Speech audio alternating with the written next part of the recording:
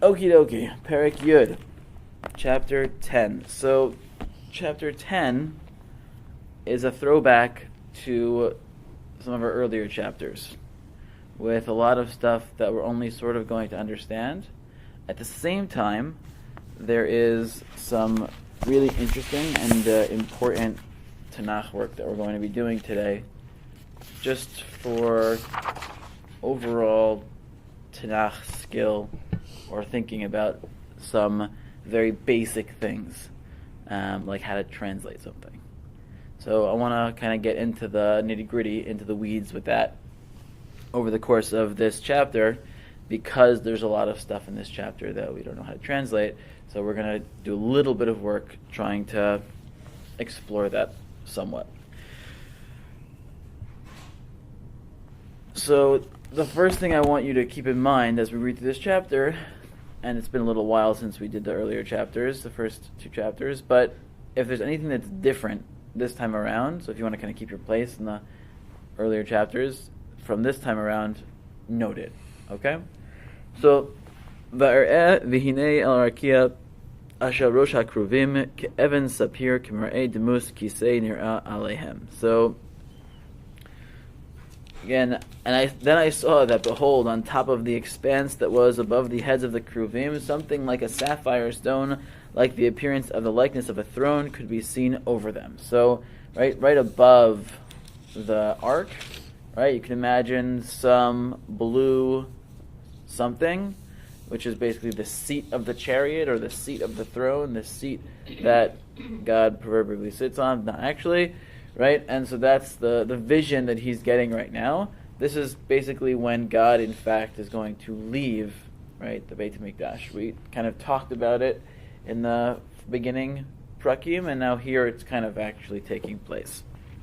Vayomer el ha'ish levush habadim, who we met last week, the man wearing these clothes, who is most likely the angel Gabriel, and he's dressed Levush Badim. We pointed out last week, someone here pointed out, I hadn't mentioned it yet, right, that it might be dressed similar to what the Kohen would be wearing in the Kodesh HaKodashim, which is an ironic twist based off of what his actions are going to bring about. Vayomer bo el beinos la galgal, el tachas la kruv, so go in between the different wheels, underneath the kruvim, umalei chafanecha gachalei eish, and fill your hands with coals.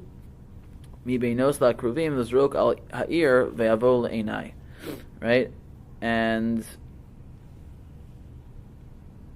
so, right, take these coals and throw them over the city. In other words, right, the fire that's going to burn down Jerusalem, so to speak, comes from within, right, the Holy of Holies, and it gets scattered amongst the city.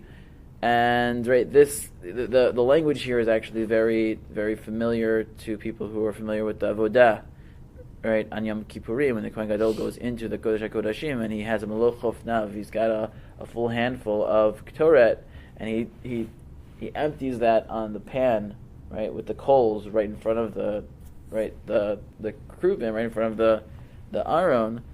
So you have a lot of that language, that imagery of the coals and the Meloch Hofnav, and except instead of taking Ktoret, right, he's going into the coals that are there and taking them out and then spreading them. And the imagery, I think, again, is that, right, to some extent, the idolatry had gotten so far into, right, the Beit HaMikdash, that to some extent that is what's ultimately going to be the fire that spreads and destroys, right, the whole city. So, v'hakruvim omdim mimin labayit bivo'o ha'ish ve'anan malei es hachatzer hapnimit. Right. So at this point, the kruvim, right, are standing to the right of the house. We saw. So this is the south. Says a lot of the Mefarshim. They point out that the north is where the idolatry was taking place mostly. So the Kruvim were kind of going out the back door, so to speak. So they're no longer facing each other. So probably, so we're going to talk about the Kruvim. So we'll talk about facing and what facing, and we'll get there. So probably not. just to get Yeah. perspective of where we are. Yeah. Like I'm looking at the wall to the right of the western wall, that entrance over there. So we're talking still within the. They haven't really left. Okay, but still, so I just have the position. So we're up on top. So south. So if you have the image of like the layout of the Beit HaMikdash, normally the layout is south is up. I don't know if that makes any sense to you. Right. Sorry, I had it. I don't have a pen. Okay, let's try. Pen? Anyone? Yeah, I have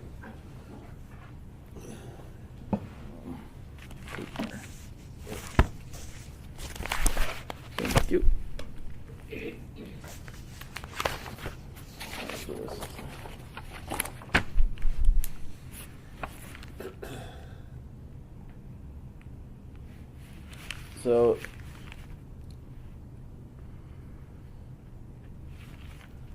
So this is my very, very crude and small drawing. So this is the holy. This is the Holy of Holies. Mm-hmm. This is the outside Mizbeach. This is the ramp. So this is normally the orientation that people see the Beit HaMikdash layout. This is south.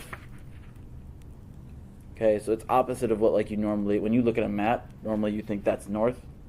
So most of the time when the Beit HaMikdash picture is being drawn, that's the Beit HaMikdash picture, but south is up. I know. Okay. Look at that. Okay, but still, So can you tell me, show me where the So- wall is in this case? so the wall, so it's That will help me. north, east, west. So west is here. So the western wall is behind the Kodesh HaKodeshim over here. This is western wall right Yeah. here, out here. Yeah, okay. That's right. I mean, that's what I thought, so, but I was, wait. No, it's not what I said, because, what I said, the south entrance, right, that's what they say, the south entrance is, you're right, I was right. Okay. There you go. You're right, I was right. I hope that was helpful. I didn't want to be right, I just wanted to know. Correct. Um, Right and correct, yes. Okay, so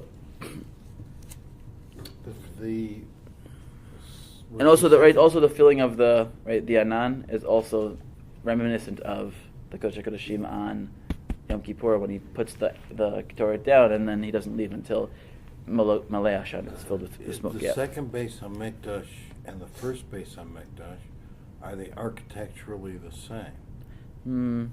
Mostly, Mostly, but not in terms like scale.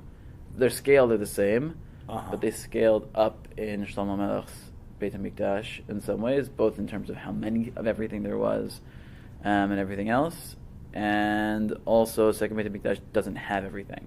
Right. So we don't have the ark. We don't have certain things. Right. But the layout, Yeah. as far as directional, Yeah, all that's the is same. Yeah, all that's the same. You have like more menorahs, you have more mizbeh, you have more shulchan, you have more things in Shlomo's Beit HaMikdash because it was kind of like a show of grandeur. We have all of this, might as well use it for service of God. But in terms of the layout is the same for both. Vayarm kvod Hashem me'al hakaruv al miftan habayit. So the glory of God jumps down from the keruv, from his chariot, onto the threshold of the floor. Vayimaleh habayit et ha'anan ve'hachatzer mal'ah es noga kvod Hashem, and even the courtyard is filled with the splendor of God, whatever that means. The kol kanfei kruvim nishma ad hachatzer, and the wings that are beating up and down of these kruvim are heard in the courtyard, hachitzonah, the outer courtyard, kikol kelshad kai bidabro, similar to the way that God speaks. So Rashi points out, what does that mean? So if you recall, there's like some, Rashi does this a lot on Chumash. It talks about how God's voice could be heard into the Oel Moed, and then not beyond the Oel Moed. And so the Gemara and all the Mefarshim, they ask, so what, was God whispering? Like the guy could only be heard? But no, God's voice was very, very loud, but it was kind of like there were sound barriers, that as soon as it got to this point, there was a complete cutoff. So similar here, so these wings had a similar type of very loud noise, but as soon as you got beyond a certain point of holiness, right, the hearing, your ability to hear those things went away. Vayhi kitzavoto et ha'ish levush abadim lemor Kach esh mi beinot hagalgal mi beinot lakruvim v'yavo v'yamod etzel ha'ofan. Okay, so he said, "Go. I want you to take." Right. So he says, "Go take out these what do you call it? These coals from between the wheels, between the kruvim." And he goes over there. Vayishlach hakaruv es yado mibenos lakruvim el haish asher beinos lakruvim vayisa vayitin el chanfei levush abadim vayikach vayitzei. So what happens? Right. So God had told the man dressed in linens to go get the coals, and then the man dressed in linens basically has the kruv get him the coals and then hands it to him. Right. So it doesn't do it directly. So the Mefarshim read into this as saying basically that in order to lighten the blow, right, of the destruction, so by having an intermediary passing the coals, it cooled the coals down slightly, so that when the fire came to happen, it wasn't a complete destruction of the Jewish people. It was, right, a little bit less, basically, because there was that one extra, like klish, whatever. It was right. There was one extra passing, right, of hands that it went through before it was thrown on over the city. Vayirela kruvim tavnit yad adam tachat kanfehem, and so again he uses these he kind of hedges a little bit, right? He says, I saw to the kruvim a vision of a hand of a man under their wings. So they had some sort of something that they were passing with, but he's not willing to call it a hand. He says a vision of a hand, whatever that means. There were the 4 wheels. Each kruv had its own ofan.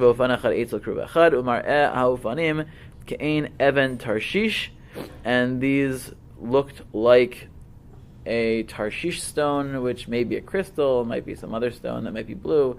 It's not exactly clear exactly what that Tarshish stone is, but it looked like that stone. Umar ehen demus echad la'arbatam ka'asher yiyeh ofan betoch ofan. And again, this stuff is hard for me to access, right? But their view was, right, the 4 ways. They had a wheel within a wheel. Belechtam el arbat reveim yelchu lo yisabu belechtam. Right, and we saw this earlier as well, that they would go the 4 ways. They wouldn't turn, right, because there were the 4 faces, which we'll see. Kimakom asher yifneh harosh acharav yelchu. Whichever way the head would turn, that was the direction that these wheels would go. In my head, right, these wheels are like big spheres as opposed to like skinny wheels, because it gives you the ability to go in any direction without having to turn. But I didn't see anyone say that. It's just kind of the way that I imagined it. V'chol b'saram v'gabehem b'dehem v'kanfehem v'ofanim meleim einayim saviv l'arbatam ofanayhem. Right. So Stuart, you talked about eyes behind your head. So here we go. L'ofanim lahem korah hagalgal be'oznai. And so this is an interesting pasuk as well. So the Ofanim were called the Galgal. So the Mefarshim say they're not just teaching you that Ofanim mean Galgal. They're teaching you that the Chayot or whatever, these Keruvim, these beings would command. They would call out to these things, and that would cause them to move.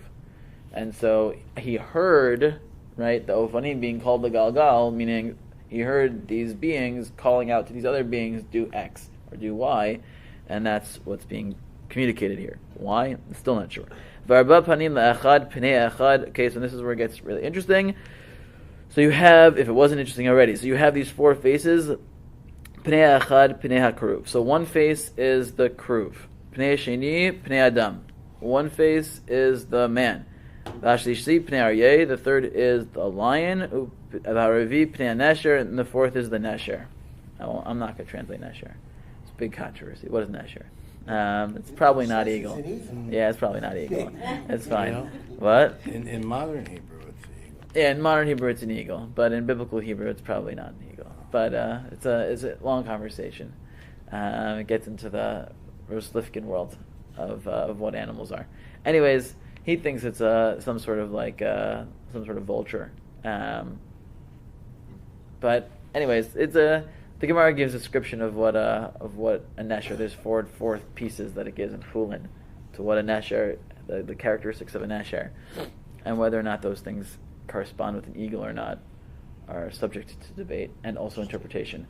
Anyways, longer conversation for another time. But if you notice, there's a difference between here and our first chapter, and this is an important difference that the Gemara picks up on. So remember, we had the four-faced creature, but the four faces weren't quite the same. You don't have the ox. Right, we lose the ox and we gain the kruv. So, why? And what's a kruv? So, those are kind of be the two topics that we're going to kind of dig our teeth into a little bit. So, the Gemara in Chagiga Yud Gimel notes the difference. And Reish Lakish has a really interesting take. Yechezkel bikesh alav rachamim. Yechezkel requested mercy because the ox is the parent of the egel. And the egel is the quintessential sin animal of our tradition. And ein kateger nata sanegor, you can't have the prosecutor becoming the defendant. And so therefore the ox is representative of the prosecution against the Jewish people, and we need all the help we can get as God's leaving the temple, that we want as much help as we can get. So Yechezkel bikesh rachamim, and therefore God changes out the ox for a kruv. So what's a kruv? So the Gemara continues, my kruv, Amar Rabbi Abahu, kiravya. It's like a ravya. Shekain b'Vavel korin liyonka ravya. Because in Babylonia they would call little children ravya. Okay? So Rav Papa asks a question to Abaye. What's the difference between kruv and man? Man face, kruv face. Like, what do you mean? Baby faces aren't the same as adult faces. Different faces. Right? So the Mefarshim all say, right, a baby is innocent, and so the changing from the egel, or from the ox, which represents the egel, to a baby is the sense of saying, right, going from the prosecution to the most, right, innocent that you can, right, come up with. Now, how did Abaye know, how did Rabbi Abahu know that a kruv is a baby face? Because they used that language in Bavel. Like, what's the genesis of that? Is he saying, I'm using the Babylonian word, which has a relationship with the Hebrew word, and so that's how I'm surmising that a kruv is a baby?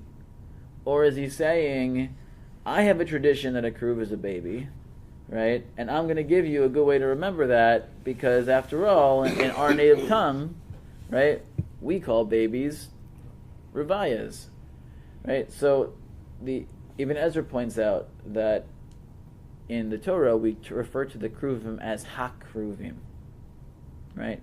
So to say that kruv is ki revaya, like a baby face, so saying ha-ke, Ibn Ezra points out, is against all biblical grammar. We don't do that ever. The, like, something, that doesn't really work. So when we say hakruvim, it sounds like the chaf is part of the word, right? Which gets into a really fascinating conversation. Who saw the kruvim? So maybe the Kohen Gadol. Was he staring at them? Did he take a good look? Did he take a picture and show his buddies later?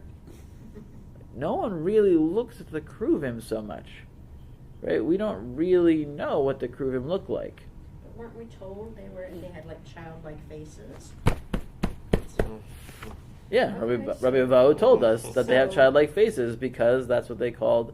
So the question is, im kabbalah the kabel, right? If Rabbi Abahu has passed down from generation to generation exactly what the kruvim were, right? And this has to probably go back to the first Beis HaMikdash, right? Peh achar peh, people telling people, you know what the kruvim look like? They look like baby faces. That's what they look like. Then nikabel. Then obviously we accept it. But the reality is that it's kind of like, it's like accepted fact today that that's what a kruv is. But when you try and like unearth like what's the basis for what it is, it's a really interesting. There's no description in the Chumash. The first kruvim are the ones that are guarding Gan Eden from people coming in. So you don't. We think know they of have them fiery as, swords. Yeah, I was gonna say, and they have fiery swords.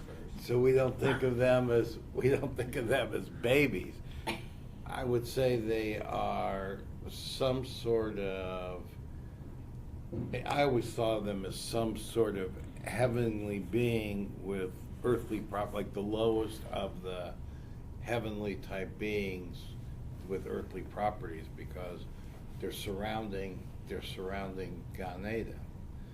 So there's something that's supernatural. Right. So I want to unpack this a little bit. So in general, when Rishonim give translations for words that are hard to translate in Tanakh, what do they do? Like, what's the process that they use when they don't know a word? Source it from other places, I would assume. Okay, so what do you mean by that? So You look for the same word somewhere else, in another place, and figure out what it is in that context. perfect, right? So one is right to look for some other area where the word comes up and figure out context clues. What else we got?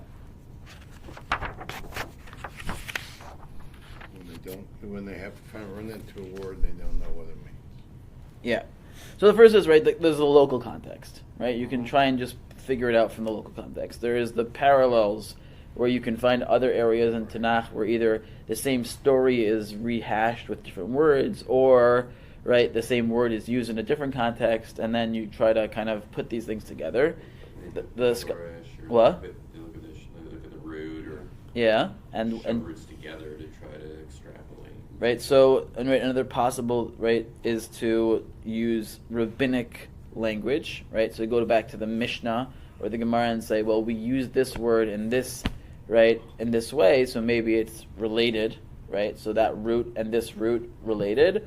Or a different way that they go is they look at cognate languages, right? They look at other languages that were at the same time and place as Hebrew, and maybe they have other languages that are similar, right? Like Rashi says, totafot, right? What is the word translation of totafot? It says like tat ba'afriki, and he takes two different languages and he puts the two languages together, and they both mean two. It means two in one language, two in another language. Totafot is four boxes, right? So it's the four little sub boxes of the tefillin, right? So you take a cognate language, which they don't always have. Chazal don't always have the cognate languages, right? More modern scholarship will actually sometimes unearth something from a cognate language that might give us direction that we didn't have earlier, right? And the scholars have fancy language for these types of things. So it's called a syntagmatic, is when you look at the immediate context. Paradigmatic is when you look at the overall kind of different places in Tanakh and try to put them all together. Then you have, right, rabbinic Hebrew language, and then you have cognate languages. Okay? So just to give you one example of this, so if you turn to the Eliezer story, I believe it's Chayei Sarah.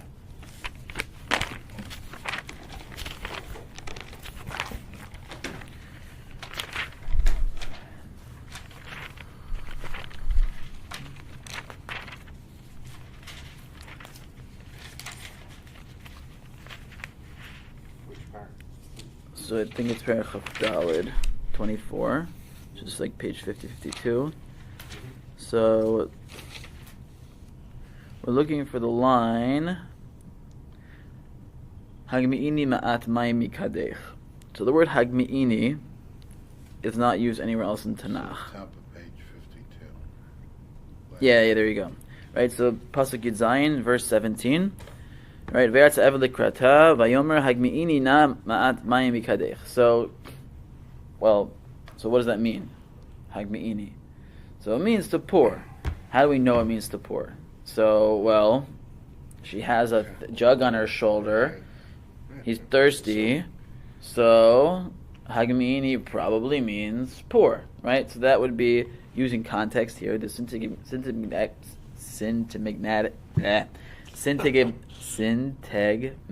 way of translating that word is to look at the context here and say, must mean to pour. Okay? The paradigmatic is to say, well, we actually know this story gets repeated very shortly thereafter when Eliezer is retelling the story. Okay? So Eliezer retells the story in the second part of this parsha. And in the second part he says, Hashkini ma'at mayim. Right? That's the language he uses when he describes what happened, which literally means to pour him some water. So it's Pasuk Mem Gimel, 54 on the top. Right? Amarti eleha hashkini ma'at mayim bikadech. So all of a sudden you have the same story and another word. So all of a sudden we can say, oh, hagmi'ini and hashkini, same word. Right? So all of a sudden the different parallels in Tanakh of the same story, right, give us the ability to translate the word. Okay? Now, in Mishnaic Hebrew, the word ligmoa also means to pour or give to drink. Okay? So you have in rabbinic literature, again, another possible way of coming that hagmi'ini means, right, to pour, to give to drink. And I don't have any good versions of the cognate languages, but in theory, if you had found an Akkadian or some Ugaritic or whatever, some other old language that was happening at the same time that used the same language, that would be another way of coming to the same conclusion. This is all a long story to say that Kruv is baby because of this Rabbi Vov. But Rabbi Angel pointed out to us that modern scholarship has uncovered an Akkadian translation that is the word karabu, which is very similar to the word kruv, with the chaf being a part of the actual word. And it actually describes some sphinx-like animal that has multiple faces. Now, it's hard, when I first learned this, to even wrap my head around it, because since I'm a child, the Kruvim are the little cherub angels that are sitting on top of the ark. That's what I learned. That's what I had the image in my head. That's what I know. And so for me to, in my head, put some other imagery, right, on top of the ark is very strange. But when you start to unpack it, so the question is Rabbi Abbaud giving us a Kabbalah that was passed down from generation to generation of someone who had actually seen what the ark looks like and was telling us these were childlike figures? Or is he using rabbinic language, right, of what the Babylonian Jewish community would call children rivaya, to say, I think what they looked like were children. And it fits into the theme that we're trying to build here about, right, asking for mercy and whatnot, as we'll see in the next chapter or so with Yechezkel.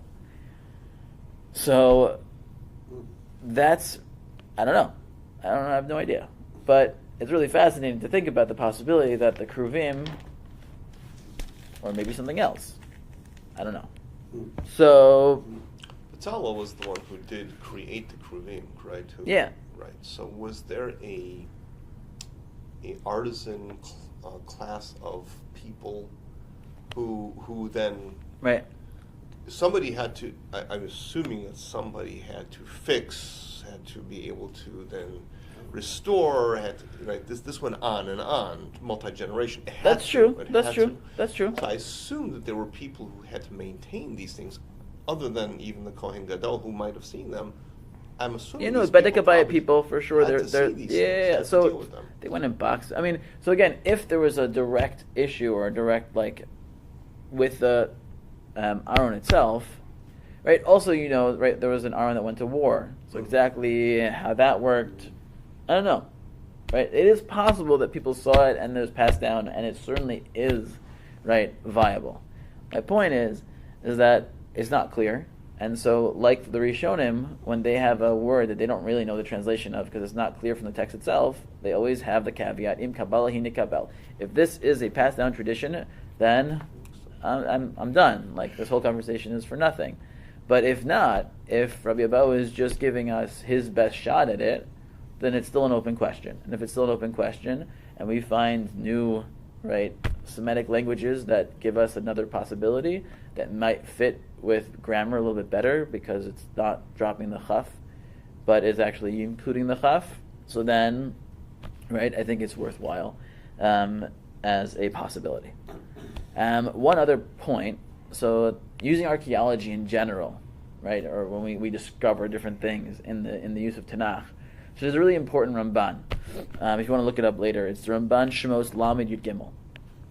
So there, the Ramban's talking about the size of shkalim and whatnot, and he says, like he's like very excited. He says, and I've finally been able to prove that Rashi's version of what shkalim is 4 times a gold. There's 4 shkalim in every gold coin. I've been able to verify that it's true because I came to a particular place and they had found an old shekel and I took it and I weighed it and it fits Rashi's version of what shkalim are, and so Gamarnu, finished story. So you learn a lot of things from that Ramban, but one of the few things that you can very easily learn from that Ramban is that, right, if you can, right, discover new things that help, right, shed insight onto old things, that's not something that we should shy away from, right? That's something that is good. It's helpful for us to learn Tanakh and for understanding things. And so that's kind of the direction I just wanted to take this conversation. In the midst of all these things that I have no idea what they mean, I thought this would be an interesting way of trying to shed some light on something. Any questions before we go on? One thing is, I mean, a few years ago they came out with saying that people didn't ride camels in the time of Abraham. Camels were not domesticated. Okay. So How would they, I don't even know. well, people, I mean, You they don't can tell find when the bones camels in, like the, right. the aerial, in the Right. area where there's, Right, they found that they said camels were not domesticated in the time of Abraham. Conveniently, I think they did say around the time that Jesus was born, there were camels, so that works out where the guys show up on the camels. But, so what do we do with that? What do we do with that information? I mean, that doesn't really bother me at all. But, like, who cares? Because the description is so maybe Avram was really good at camels. Nobody else was. I don't know. Like, Okay. I'm saying, like, and there's an interesting issue with like biblical archaeology is, it comes so full of baggage because, like when you read Right. about how there's these different factions in this area, there's some who say, Bible is the truth and now everything we dig up, we just have to look and figure out what page it was on, and there's other people who say, no, there is no truth.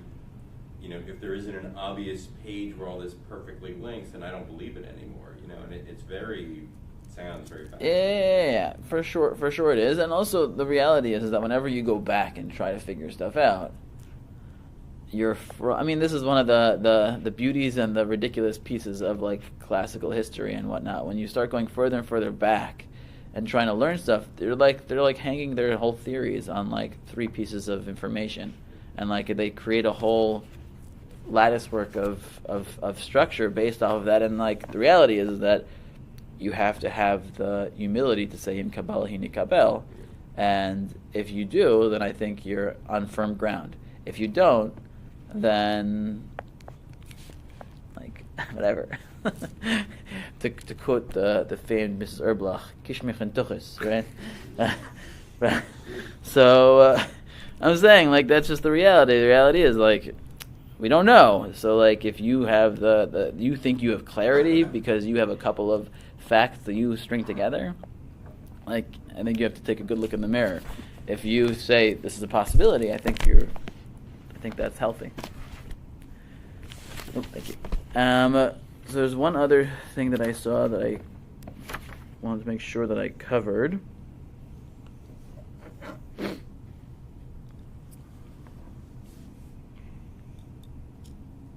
No, we did that already. Okay, perfect. Fine. So let's go forward a little bit more, and then we're going to kind of take a step back and talk about this a little bit more. So we have so far, right, this conversation about Yechezkel witnessing God kind of leaving the Beit HaMikdash. We have this description of this being, this four-faced being doesn't turn, etc. There's one, I would say, important overarching question that you could ask, and that is, why are we kind of getting this redescription of this whole image again now? Right? We kind of could have had all this in the beginning, right? There's some changes, good, right? Like, so what exactly do we do with, right, the jumping back and forth? So, Rabbi Eliezer of Belgian Sea, who we mentioned is one of these less known Rishonim from the Rashbam school of learning. So he actually points out that this perek, to a large extent, it's noting the growth of Yechezkel. So he says, first of all, you have a prophet who in the beginning, when he first saw the imagery of God, falls on his face. This perek seems to be doing okay. Okay? Number one. Number two, the description of these things, right, the kruvim here. So first you have the four-faced thing, you have the egel to the kruv, which shows some form of growth because he's praying on behalf of the Jewish people to give them every single, right, good thing they possibly could get, which is good as opposed to being passive, right? Additionally, the kruvim, right, were called chayot in the first perek. Chayot is a generic term, which means spiritual animal being thing, and a kruv is, whatever it is a more descriptive, right, reality. So he's learning, right, he's kind of, you kind of see the learning curve of Yechezkel over the course of these prakim, right? You kind of get a sense of, okay, he's gone from being passive to being more proactive. And we're going to see that more moving forward. We even saw it a little bit last parak when he says, God, you're going to kill everybody, right? That reaction that he has to seeing the destruction. So that's one. Two, right, he seems to be more confident. In the beginning, he is falling on his face for whatever reason when he first, right, encounters this godly experience. Now he seems to be more comfortable. And, right, again, right, just his description being more descriptive, again, he seems to be learning. So all of these pieces, for Elizabeth to see, part of the goal of Tanakh here is to kind of show the growth of Yechezkel himself as a prophet as he comes into himself. Fine. So let's keep on going for a second. Pasuk Tet Vav. Vayiromu hakruvim hi achaya shara'iti banar kvar. So he's referencing back. V'lechas hakruvim yalchu ofanim etzlam. V'seis hakruvim es kanfeihem larum me'al haaretz lo yasabu haofanim gam heim me'atzlam. They don't go by themselves. They kind of go wherever the kruvim go. Ba'amdam ya'amdu beromam yiromu osam ki ruach chaya bahem. When they stood still, they stood still. When they rose with them. For the spirit of the chaya was also in them. Right? So they were somehow connected to the kruvim, these wheels, but they still had their own situation. So now God leaves the threshold. And now goes back onto the kruvim. So this is kind of like getting ready for takeoff. Kruvim es kanfehem. Vayiromu min haaretz le'enai. B'tzeisam ve'ofanim lu'umatam ve'amod petach sha'ar beit Hashem hakadmoni u'chvod Elokei Yisrael aleihem milmala. Right, so God leaves, right, after taking the coals, or having this linen Gabriel take the coals and spread it over Yerushalayim, right? Concurrently, God is getting back onto his chariot and heading out.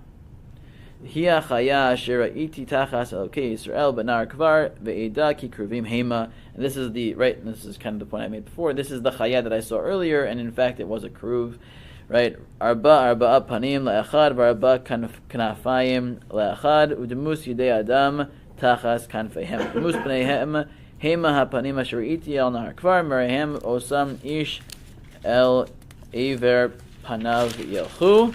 Again, highlighting that these are all the things that he in fact had seen. So, this is kind of like what we've been building towards, right? These two pieces, the destruction of the Beit HaMikdash, as well as the leaving of God from the structure and making it basically, right? In Yechezkel, like I said, the destruction itself is not what becomes the key.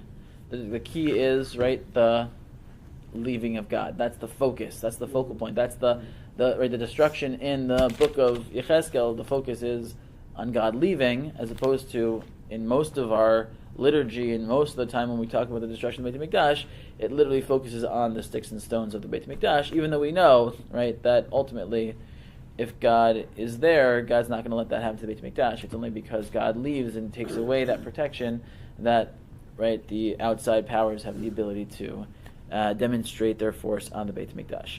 Now, any significance to the Eastern? Because made significance. Yeah, I to made the significance to the Southern. I so- didn't see anybody talk about the Eastern, but I probably should have looked better.